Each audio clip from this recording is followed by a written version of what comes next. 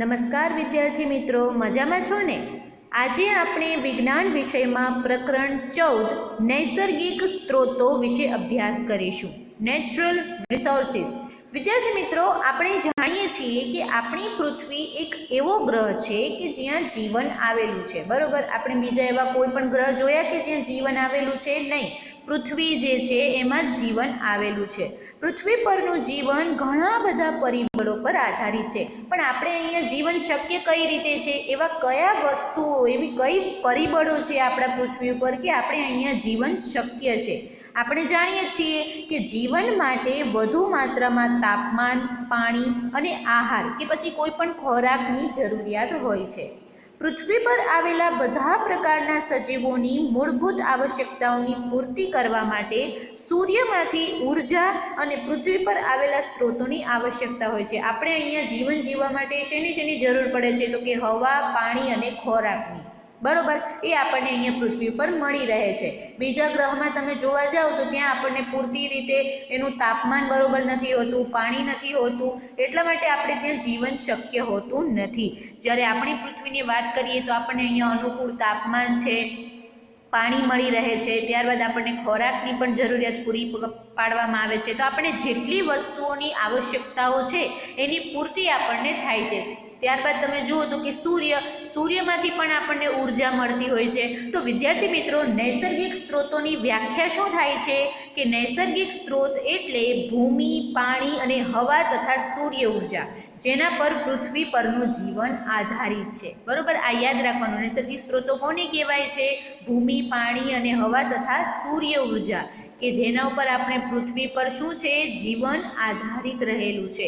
હવે વિદ્યાર્થી મિત્રો, આપણે જોઈએ કે પૃથ્વી પર આ સ્ત્રોતો કયા છે, કયા એવા સ્ત્રોતો છે જેનાથી આપણે જીવન શક્ય છે. What are this resources on the earth? તો આપણે જોઈએ કે આ સ્ત્રોતો ભૂમિ, પાણી તેમજ હવા છે. પૃથ્વીના સૌથી બહારના કવચને મૃદાવરણ કહે છે. હવે અહીંયા આપણને એક આવરણ બતાવેલા છે, એ ધ્યાનથી જોવાના છે અને એમાં આવરણમાં શું ફેર છે એ આપણે અહીંયા જોઈશું. પૃથ્વી પરનું સૌથી બહારનું જે કવચ છે એને મૃદાવરણ કહે છે અને પૃથ્વીના 75% ભાગ પર પાણી રહેલું છે, એ પણ આપણને ખ્યાલ છે. તો જે પૃથ્વી પર 75% ભાગમાં પાણી છે એને કયું આવરણ કહેવાય? તો કે એ ભૂગર્ભીય પાણીના રૂપમાં પણ આવેલું હોય છે. હવે આ બધાને જલાવરણ કહે છે. આપણને ખ્યાલ છે કે સમુદ્રો, મહાસાગરો, નદીઓ, તળાવો આ બધું જોવા મળે છે આપણને. સાથે સાથે આપણને ખ્યાલ છે કે વરસાદનું પાણી જમીનની અંદર શોષાઈ જતું હોય તો એ શોષાઈને જમીનની અંદર ભૂગર્ભમાં જાય છે, બરાબર? તો ભૂગર્ભીય જળ કહેવાય છે એને. તો ભૂગર્ભીય પાણીના રૂપમાં પણ આપણે અહીંયા પૃથ્વી પર પાણી મળી રહે છે, તો એને કહેવાય આખું જલાવરણ. હવા કે વાયુ જે સમગ્ર પૃથ્વીને કામડા કે ચાદરની જેમ ઢાંકતી રહે છે તેને વાતાવરણ કે વાયુ આવરણ કહે છે. આપણને બધાને ખ્યાલ છે આપણે શ્વાસ કેવી રીતે લેતા હોઈએ છીએ, આપણી આસપાસ જે હવા રહેલી છે એના દ્વારા આપણે જીવન જીવીએ છીએ, બરોબર? જો આપણે શ્વાસ જ ના લઈ શકીએ, ઓક્સિજન જ ન મળે તો આપણે જીવી શકતા નથી. તો ઓક્સિજન ક્યાંથી મળે છે? હવામાંથી. તો હવા જે છે એ આપણી પૃથ્વી પર ચાદરની જેમ કાર્ય કરે છે. એ ચાદરને આપણે ચાદરને કેવી રીતે ઢાંકી દઈએ એ રીતે પૃથ્વીને હવા જે ચાદરથી ઢાંકે છે, તો એને કહેવાય છે વાયુ આવરણ. જીવંત પદાર્થો ત્યાં જ જોવા મળે છે જ્યાં એ ત્રણેય આવરણો આવેલા હોય. કયા ત્રણ? મૃદાવરણ, જલાવરણ અને વાયુ આવરણ. આ ત્રણ આવરણો જ્યાં હોય ત્યાં જ જીવન શક્ય છે. જીવનને આશ્રય આપવાવાળી પૃથ્વીના આ ગાઢ આવરણો વાતાવરણ કે વાયુ આવરણ, મૃદાવરણ તેમજ જલાવરણ એકબીજાથી ભળી જઈને જીવનની સંભાવના શક્ય બનાવે છે. તેને આપણે જીવાવરણના નામથી ઓળખાવી શકાય છે. હવે આ ત્રણેય આવરણો જ્યાં હોય એને કેવું કહેવાય? જીવાવરણ, રાઈટ? હવે વિદ્યાર્થી મિત્રો, આપણે જોઈએ તો કે જુઓ, પૃથ્વી પરના સ્ત્રોતોમાં આપણે જોઈએ છીએ કે મૃદાવરણ, જલાવરણ અને વાતાવરણ છે.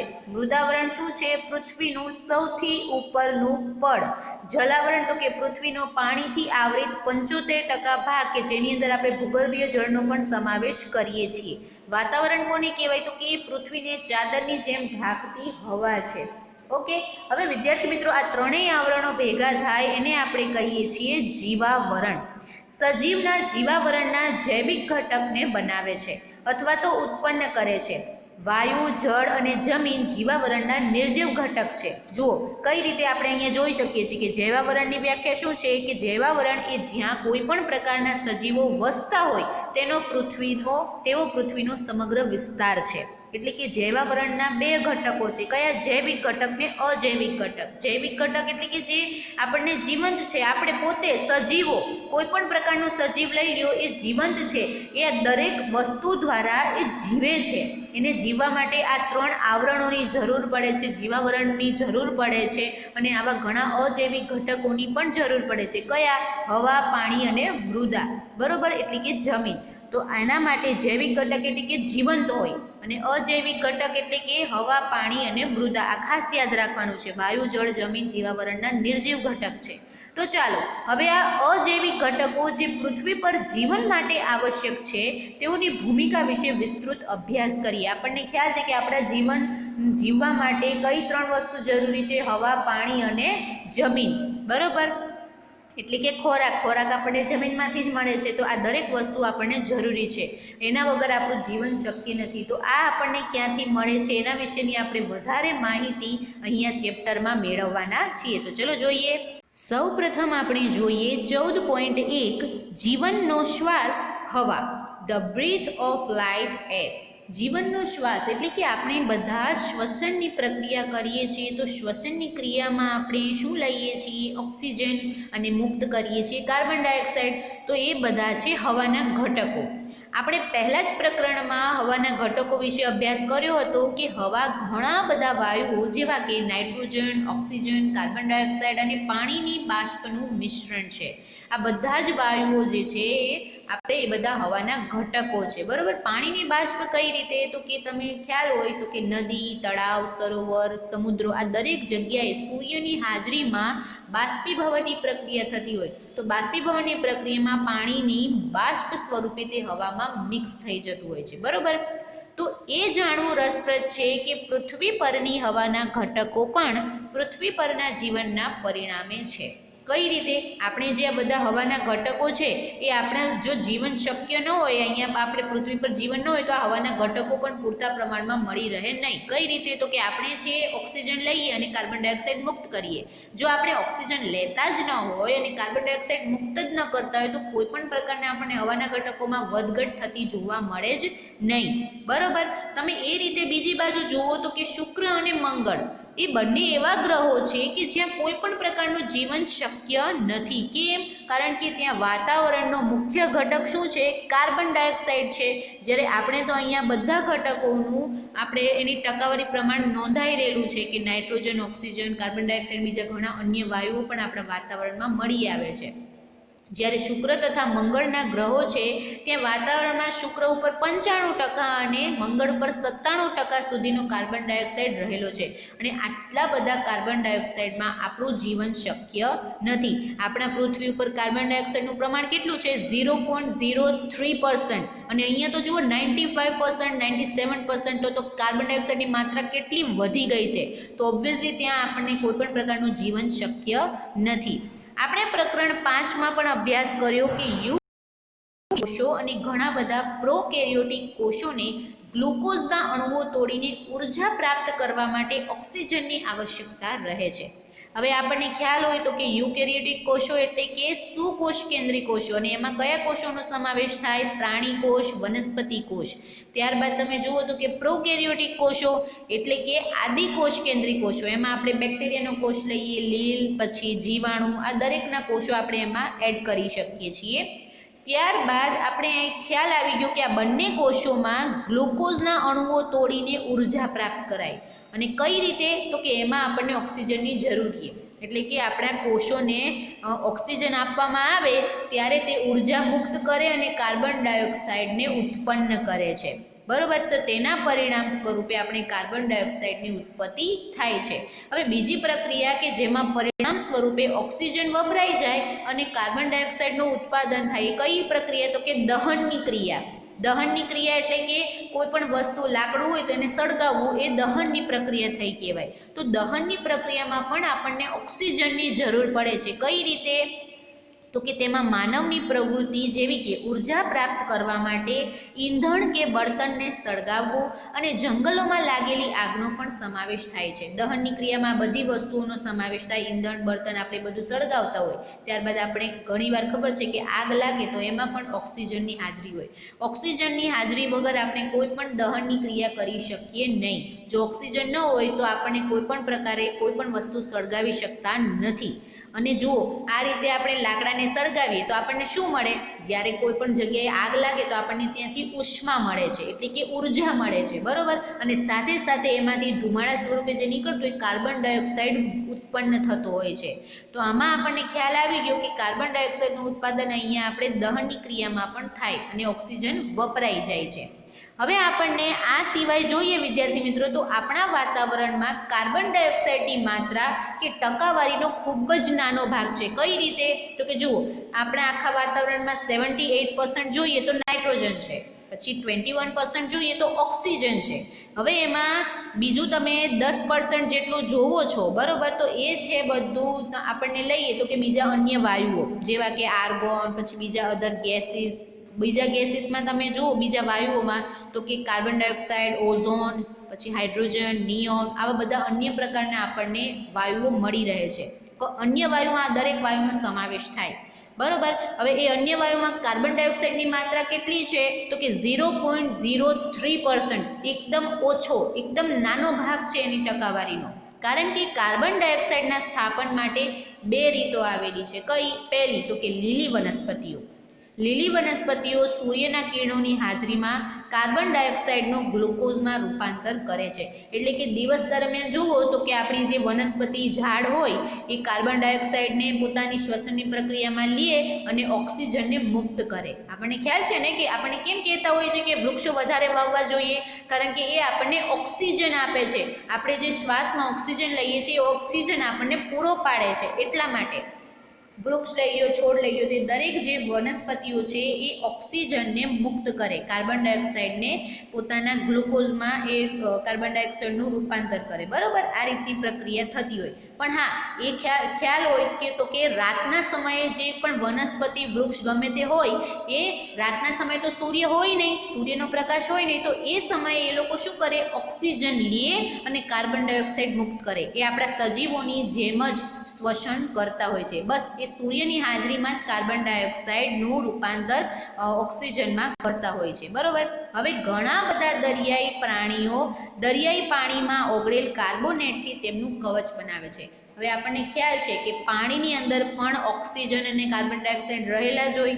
ઓકે, તો હવે ઓક્સિજનનો તો એ લોકો યુઝ કરતા જ હોય છે શ્વસનની ક્રિયામાં, પણ સાથે સાથે એ કાર્બન ડાયોક્સાઇડ એટલે કે પાણીમાં જે કાર્બોનેટ ઓગળેલો હોય તેનું તે પોતાનું કવચ બનાવે છે, જેથી તે પાણીમાં સરળતાથી રહી શકે, ત્યાં વસવાટ કરી શકે, રાઈટ. હવે આપણે જીવનનો શ્વાસ હવાની અંદર જ, એની અંદરનો જ ટોપિક જોઈએ છીએ. 14.1.1 આબોહવાના નિયંત્રણમાં વાતાવરણની ભૂમિકા, the role of the atmosphere in climate control. વિદ્યાર્થી મિત્રો, આપણે જાણ્યું છે કે વાતાવરણ પૃથ્વીને ચાદર કે કામડાની જેમ ઢાંકે છે, બરોબર. આપણને ખ્યાલ છે કેવી રીતે? તો કે આપણે હમણાં વાતાવરણની વ્યાખ્યા જોઈ, શું હતી? તો કે પૃથ્વીને ચાદરની જેમ ઢાંકતી હવા એટલે કે વાતાવરણ, બરોબર.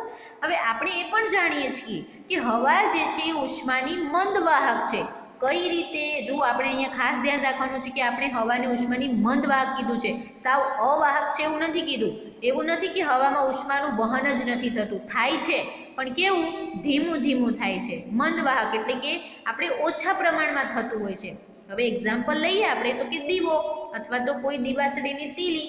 હવે જ્યારે તે સળગતી હોય એને આપણે ઓલવવી હોય તો શું કરીશું? ફૂંક મારીશું. કેમ? જો તમે એને વધારે હવા આપશો તો જ એ ઓલવાશે, પણ જો એને ધીમી ધીમી હવા વાતી હોય ને તો એ ઓલવાશે નહીં. આપણે ઘણીવાર જોયું કે દીવા છે ને વધારે પવન વાતો હોય ને તો ઓલવાઈ જાય, પણ એને સળગતા ક્યારે રહીએ? જ્યારે ત્યાં હવા આમ ખુલ્લી હવા છે ને વાતી ન હોય ને એટલા માટે. ખુલ્લી હવાનું પ્રસરણ આમ ધીમું થતું હોય એટલા માટે એ ઓલવાય નહીં. જો આગ વધારે પ્રમાણમાં હોય તો તમે એને ધીમા પ્રસરણથી ઓલવી શકતા નથી. એના માટે તમારે એનાથી ડબલ હવા જોઈએ તો જ તમે એને ઓલવી શકો છો.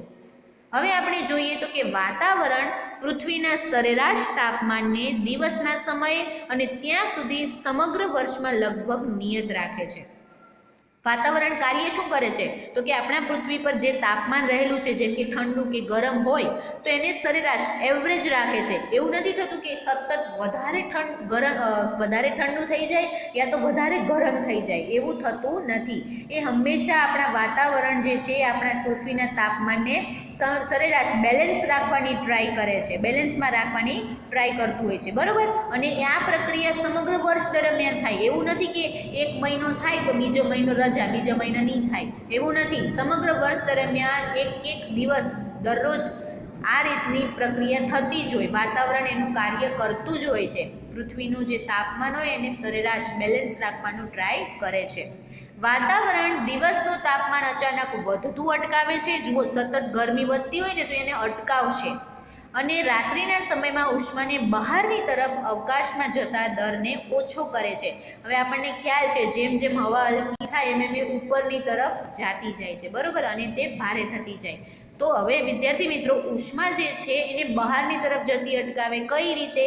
તો કે હવે આપણે માની લો કે વાતાવરણનું પૃથ્વી પરનું જે તાપમાન છે રાત્રિના સમયે આમ ઠંડુ થતું જાય, બરાબર. તો ઠંડુ થતું જાય તો ત્યાં ઉષ્માની તો જરૂર હોય નહીં, તો ઉષ્મા છે ને ભાગશે ત્યાંથી, બરાબર, બહારની તરફ નીકળવાની ટ્રાય કરશે. તો વાતાવરણ શું કરશે? એને બહારની તરફ જતા અટકાવશે. એને ત્યાં પૃથ્વીના તાપમાનમાં જ રાખશે, કારણ કે ત્યાં રાખે તો જ બેલેન્સ કરી શકે ને.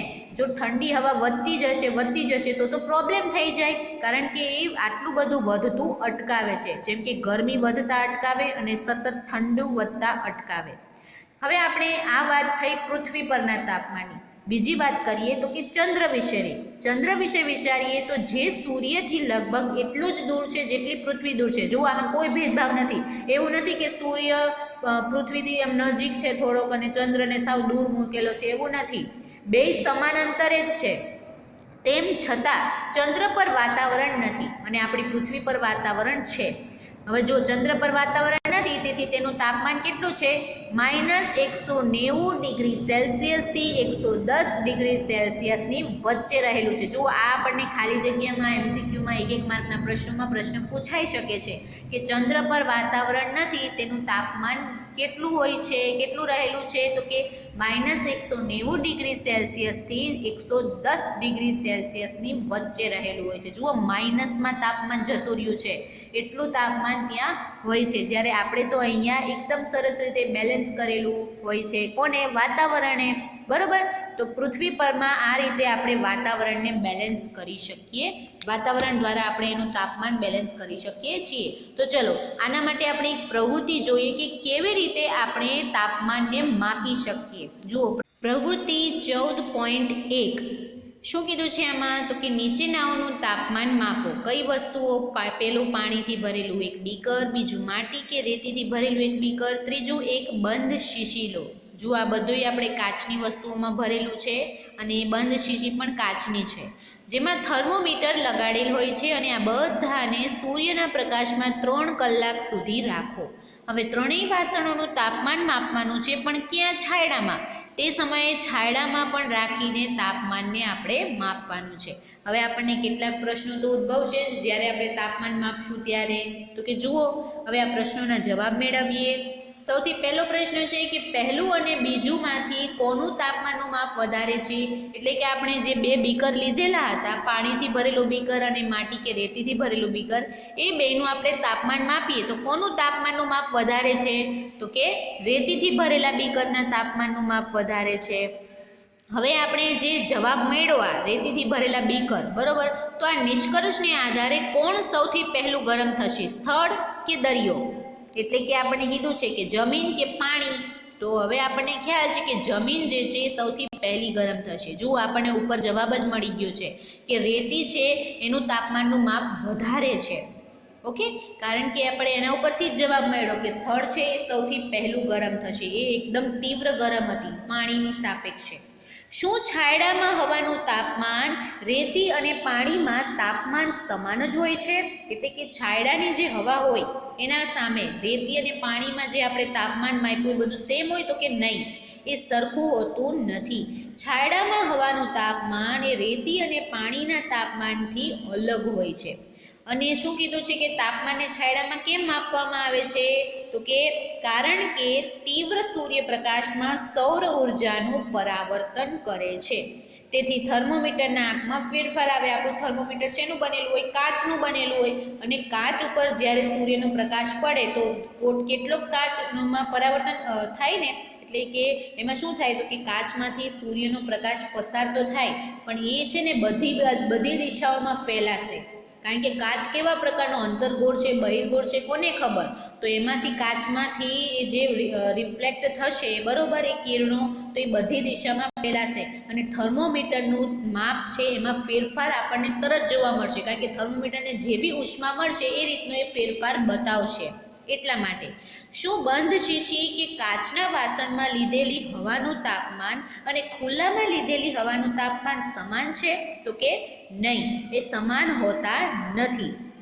હવે આના કારણ વિશેની તમે શું વિચારો છો? જુઓ, બંધ શીશી કે કાચના વાસણમાં લીધેલી હવાનું તાપમાન ખુલ્લામાં લીધેલી હવાના તાપમાન કરતાં વધારે હોય છે. આપણને ખ્યાલ પડી ગયો કે બંધ શીશીમાં વધારે તાપમાન હોય છે. આનું કારણ છે ગ્રીન હાઉસ અસર. હવે ગ્રીન હાઉસ અસર તમને ખ્યાલ હોય તો સર્જાય છે, એ એક પ્રકારનું રિફ્લેક્શનની પ્રક્રિયા છે કે જ્યારે કાચમાં કોઈ સૂર્યનો પ્રકાશ પસાર થાય ત્યારે શું થાય તો કે એ સૂર્યનો પ્રકાશ બધી દિશાઓમાં ફેલાય છે. હવે આપણને ખ્યાલ હોય તો કે ગ્રીન હાઉસ અસરમાં આપણે શું કરતા હતા? કાચની પેટી લઈએ, પછી એની અંદર આપણે ઘણા બધા છોડવાઓ, એવા છોડવાઓને ઉગાડી કે જેને ગરમી વધારે પ્રમાણમાં જોઈતી હોય. હવે આપણને ખબર હોય તો કે જેમ કાચમાં સૂર્યનો પ્રકાશ પસાર થાય અને બધી દિશાઓમાં સૂર્યનો પ્રકાશ ફેલાશે તો ગરમીનું પ્રમાણ વધશે, ઉષ્માનું પ્રમાણ વધશે. અને આ જ રીતે એ ગ્રીન હાઉસ અસરમાં એવા બધા છોડવાઓને ઉગાડવામાં આવે છે. જુઓ તો કે રોજિંદા જીવનમાં બીજી આવા પ્રકારની ઘટનાઓ છે તો કે હવે તમને થશે કે કેવી રીતે કાચમાં એનું પ્રસરણ થતું હશે. હવે આપણે બીજું જ એક્ઝામ્પલ લઈ લઈએ, આપણું લાઈવ એક્ઝામ્પલ કાર. આપણી કારને જ્યારે આપણે તડકામાં પાર્ક કરીને જઈએ, બરોબર, હવે 10 થી 15 મિનિટ માટે ગયા હોય, પાછા આવીને અંદર કારમાં બેસીશું ને એટલે તરત જ આપણને બફારો થવા લાગશે, ગરમી લાગવા લાગશે. કેમ? કારણ કે ખુલ્લામાં પાર્ક કરેલી કારના ગ્લાસ બંધ હોવાથી અંદર ગરમીનું એટલે કે ઉષ્માનું પ્રમાણ વધારે હોય છે, એટલા માટે આપણને અંદર બેસતા વેત ગરમી લાગવા માંડતી હોય છે. તો આ જ રીતે ગ્રીન હાઉસ અસર છે એ કાર્ય કરે છે. હવે એના પછીનો પ્રશ્ન તો કે જેમ કે આપણે જોયું કે રેતી અને પાણી એક સરખા દરથી ગરમ થતા નથી. આપણે હમણાં જે વાત કરી ગયા ને સૌથી પહેલામાં કે બેયનું તાપમાનનું માપ કોનું વધારે હતું? તો કે રેતીનું, બરોબર, સ્થળનું સૌથી પહેલું ગરમ થાય. હવે તમે તેમને ઠંડા થવાના દરના વિષયમાં શું વિચારો છો? ગરમ થવાનું તો આપણે વિચારી લીધું, પણ ઠંડા થવાનું શું વિચારો છો? જુઓ, હા, પાણીની સરખામણીમાં રેતી ઝડપથી ઠંડી પડે છે. જેમ રેતી સૌથી વધારે ફટાફટ ગરમ થઈ જાય એમ ફટાફટ ઠંડી એ થઈ જાય, બરોબર, એ એવું હોય છે. હવે શું આપણે આપણા અનુમાનની સત્યતા માટે એક પ્રયોગ કરી શકીએ? હા, તમે એક પ્રયોગ કરી શકો છો. કયો? તો કે પાણી ભરેલા બીકર લ્યો અને રેતી ભરેલા બીકરને શું કરવાનું? 3 થી 4 કલાક સુધી સૂર્યપ્રકાશમાં મૂકવાનો અને છાયામાં મૂકીને થોડા સમય પછી તમારે ફરીથી ચેક કરવાનું કે બીકરના તાપમાનને આપણે કેવી રીતે, પહેલાં તમે જુઓ તો કે એમાંથી કોનું તાપમાન વધારે છે, પછી તમે એને ઠંડુ પડવા દો તો પછી જુઓ કોનું તાપમાન ઓછું થઈ ગયું છે. તો કે રેતી જ છે જે તીવ્ર ગરમ થઈ જશે અને પછી ફટાફટ ઠંડી પણ થઈ જશે, બરાબર. તો આપણને આ પ્રયોગ પરથી એટલું બધું જાણવા મળી ગયું કે જે તાપમાન છે એ વાતાવરણ જે છે એ આપણે તાપમાનને બેલેન્સ કરવાની ટ્રાય કરે છે. વધારે ગરમ હશે તો ઠંડુ થઈ જશે અને વધારે ઠંડુ હશે તો એને થોડું ગરમ કરવાની ટ્રાય કરશે, રાઈટ.